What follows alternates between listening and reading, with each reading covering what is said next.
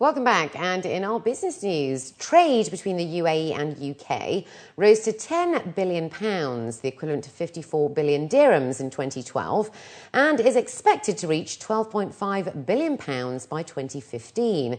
That's according to Abdul Rahman Al Matawi, the UAE's ambassador to the UK.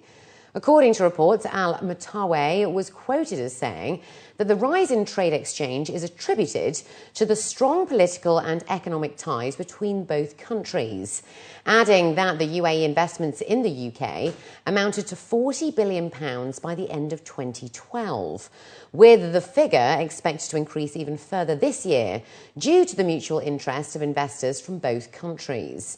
Since the beginning of 2013, DP World has helped build the necessary infrastructure of London Gateway with an amount of £1.5 billion. And once completed, it will employ 12,000 people and handle more than 3 million containers every year. The ambassador said that the key sectors for investment by the UAE are mainly infrastructure, energy and real estate. Low-cost carrier FlyDubai expects to make a decision on who will supply an order for 50 narrow-body aircrafts worth $5 billion by November at the latest. That's according to CEO Gaith Al Gaith.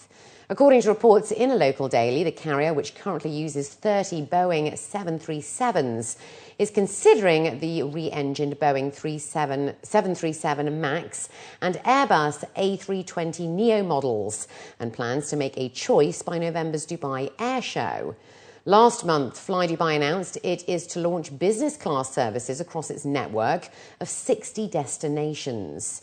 The airline will receive delivery of the first aircraft with a business class cabin in August. All new aircrafts subsequently delivered will include business and economy classes.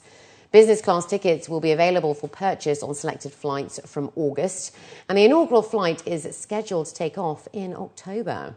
Regarding the upcoming purchase, Al Gaith was quoted as saying that the carrier may issue a Sukuk or Islamic bond to fund the planned 50 aircraft purchase, though it could comfortably finance the order from its own cash flow.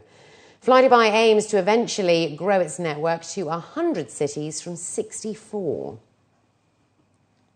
And Middle East airlines have posted the biggest growth in passenger demand in the world in the month of May. That's according to the latest data released by the International Air Transport Association.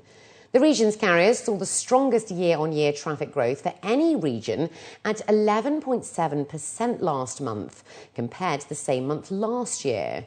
According to local reports, with capacity up 12.8%, load factor declined 0.7% to 73.5%.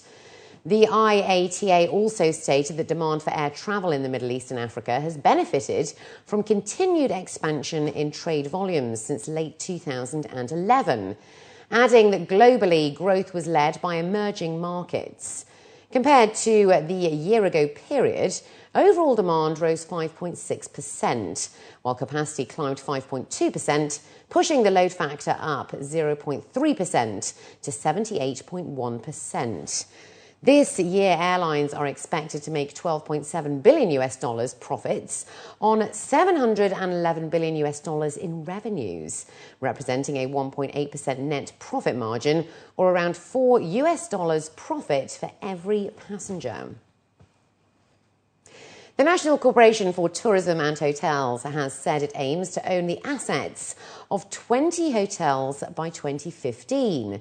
The company currently is the asset manager of 12 hotels, which include around 3,000 rooms, mostly in Abu Dhabi, Al Ain and Dubai. According to local reports, the company stated that the asset management division is planning to manage 20 hotels by 2015, adding that the division has played a vital role in supporting the corporation since it was created 3 years ago. The division, along with other key sections at the NCT&H, functions in line with the vision of His Highness Sheikh Hamdan bin Mubarak Al Nahyan, the Minister of Higher Education and Scientific Research, and the NCT&H chairman. The corporation was founded in Abu Dhabi in 1996, with the aim of promoting the UAE capital as a major tourism destination. The division now plays a vital role in maximising NCT&H's profits, which grew by around 13.4% to 34.6 million dirhams in the first quarter of the year, up from 30.5 million in the first quarter of 2012. The total revenue for Q1 was 174.5 million dirhams, an increase of 26.6% on the same period last year.